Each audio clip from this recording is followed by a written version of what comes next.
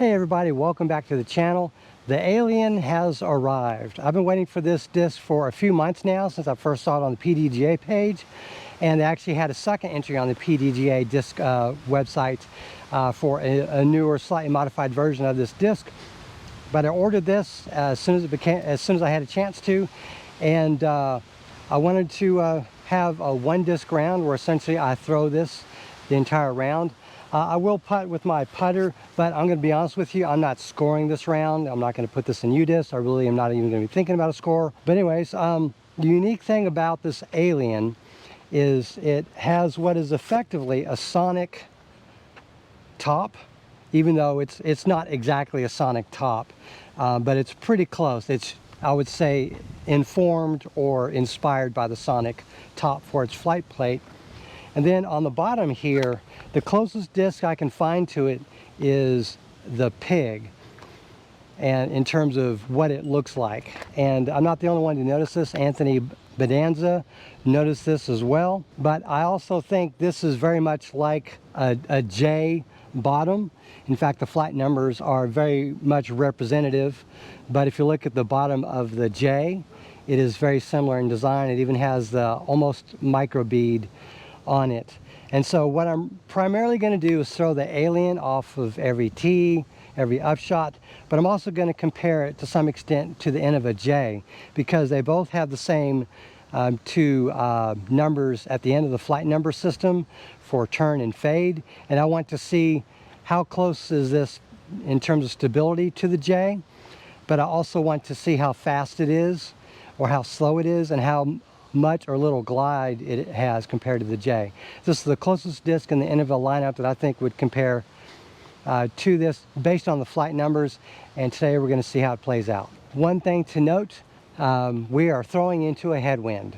So with that said, I'm going to try a modest drive. I'm not going to try to kill it with this disc. And I'm just going to see what it looks like in flight.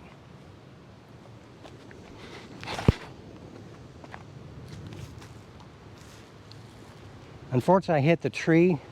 I would have liked to have seen how it fades, but we've got an entire video for that.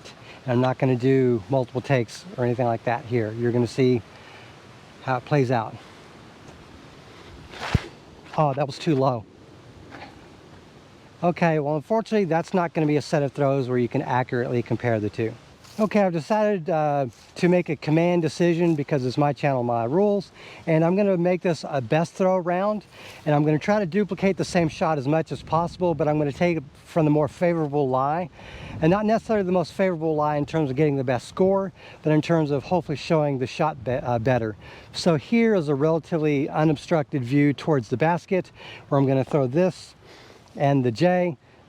This, because it hit a tree, ricocheted further back over there, and so that's where we're going to take the slide. I'm going to get a Bushnell. I'm going to see how far away that is so I can better accurately size up my shot. Okay, per Bushnell, I'm 195 from the basket, so I'm going to try a standstill approach. I put a little bit of ante on it, unfortunately, when I threw. So so far I'm 0 for 2 in terms of effective throws with the Alien due to my recreational skill level.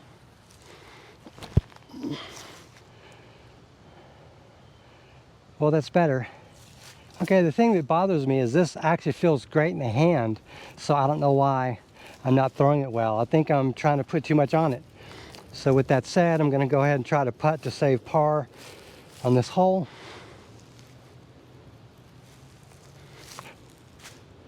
Okay. All right, so real talk, I had about 20 minutes before I started playing this round of disc golf. I was actually throwing 4 putters a few times over and over off this tee to kind of warm up, get practice throwing. So I'm hoping I can start dialing that in. With that said, let's see what happens.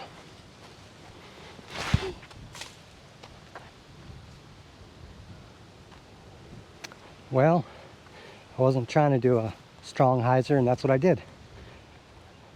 See if I can redeem myself with this Jay. Fluffed it. Okay, I'm just going to retry this again. I'm just going to try to throw this like a putter. Just think I'm throwing like a putter. There we go. Okay, that's what I need to do. I guess I'm thinking I'm on a tee, I need to throw like a driver, and I'm just gunning it. I need to just pretend I'm throwing a putter.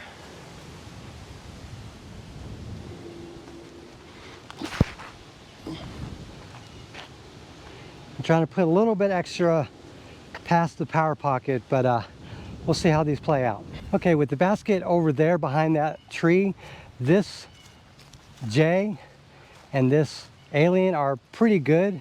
I got a little more distance with the Alien, so I think it is more aerodynamic than maybe people think it is. I think what makes this disc less aerodynamic isn't so much this initial part of the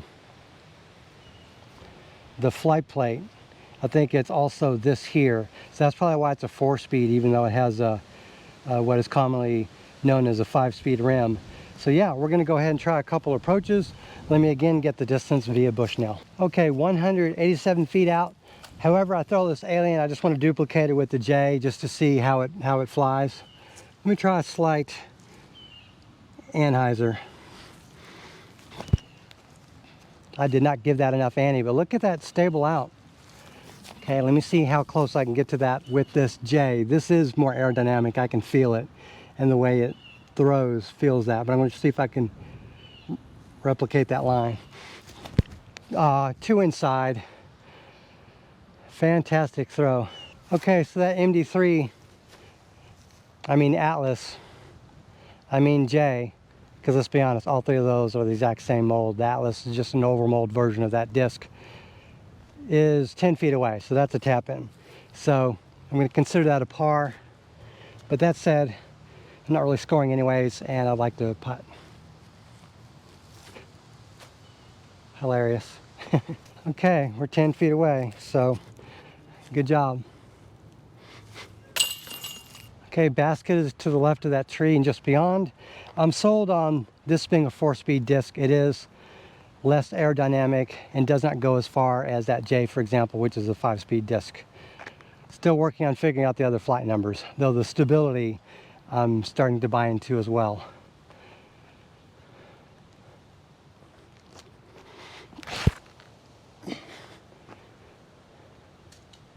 Man, I'm just not getting good throws with that. I know it's going to give people a license to say, oh, it's the disc.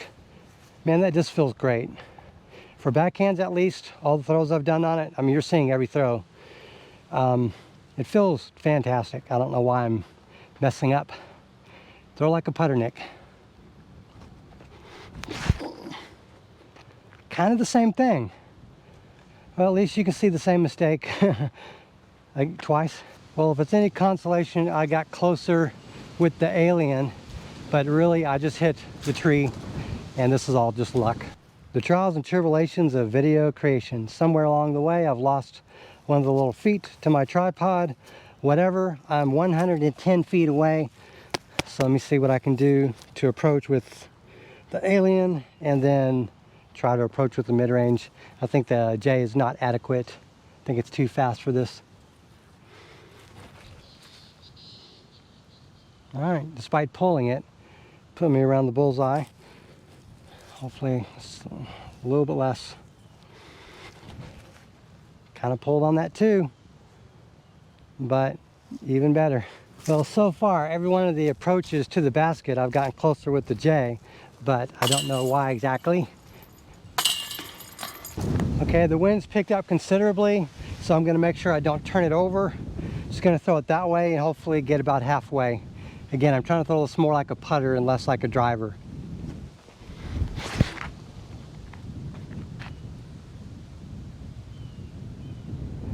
Well, if anything, I'm consistent. I did the same thing, the same error, hit the same tree. Okay, so I'm 160 out, and I think what I'm doing upon reflection is I'm throwing bad with my first shot and I'm correcting with my second shot. So that being the case, let me throw what I can with the MD3, I mean the Jay.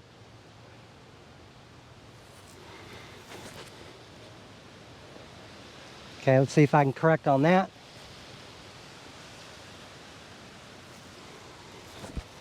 I felt like I corrected.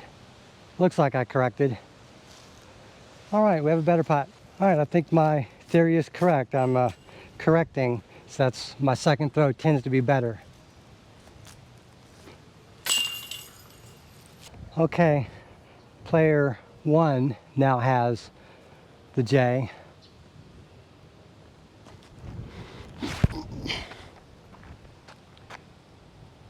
Come on, player 2, let's make a correction.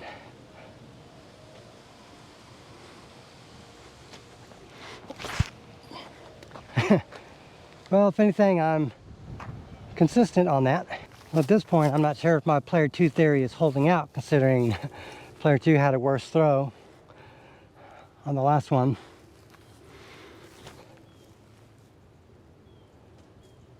All I want to do is replicate that.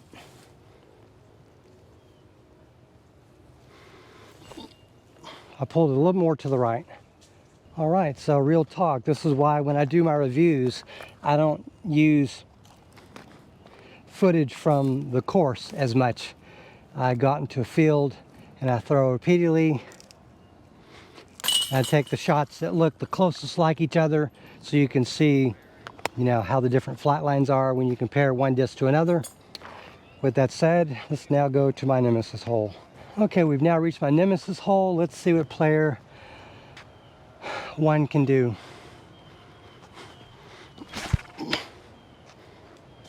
I'm gonna try something different. I'm just gonna do a standstill. I'm scared about, I just don't think I can get past those.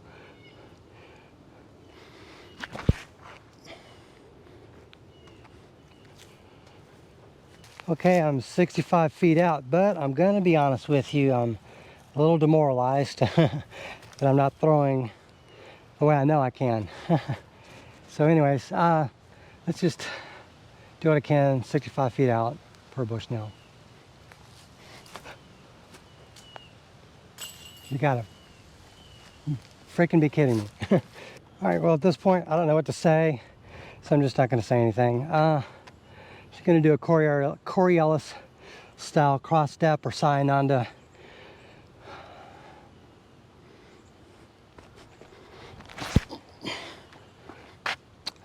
Something about how my form is changing. I'm doing a sort of flattish, I don't know, kind of hard to explain what my throw was doing, but it's just different. All my throws today have been different. I've been changing my form. Everything just looks and feels different.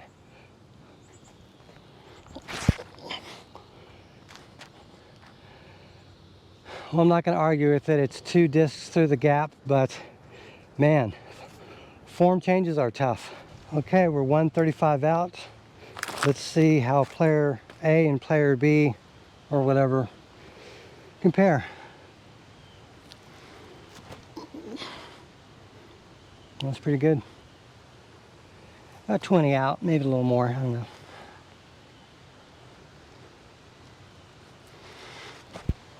Yeah, I like that. Whatever. Can't really complain, but I am sort of speechless and I kind of don't know what to say. Disc golf is such a weird sport. One minute you can't hit a gap, the next minute you're banging 65-foot putts and hitting cage at 135. I don't know what to think. Anyways, this is a really long hole. If I were in charge of this course, I would list it as a par 4, but whatever.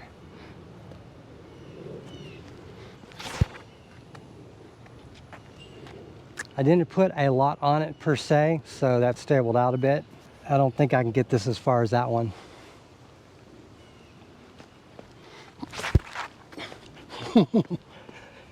And no, I can't. So, in my opinion, that's definitely a slower disc than the MD3/J/Atlas. Okay, for better camera positioning, I'll put you there. I'm 205 feet out. All I'm trying to do is get these discs over there. I late released that. The so-called grip lock, where it's just bad form. There we go. That's a lot more like what I was trying. The Alien was 60 feet out. This looks like it's more like, I don't know,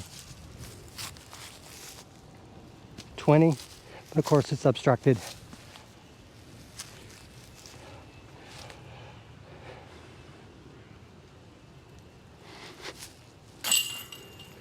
Okay, last hole, then I'll wrap up with my thoughts of the Alien.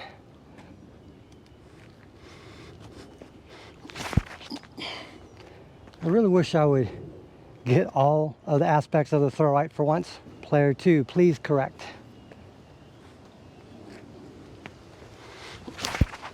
Yes. So unfortunately, it looks like I've filmed this entire video using the linear plus horizon leveling feature of the GoPro, which unfortunately makes the video have a wider field of view than normal. Let me show you what it looks like to use a normal field of view. That should look a little bit better in terms of things not looking quite as far away. So basically, most of the throws in this video, the disc has vanished into the horizon because of the aperture setting or whatever. Anyways, whatever, 220 feet from the basket. I just want to get off this course and give you my thoughts on the disc that I came here to try out.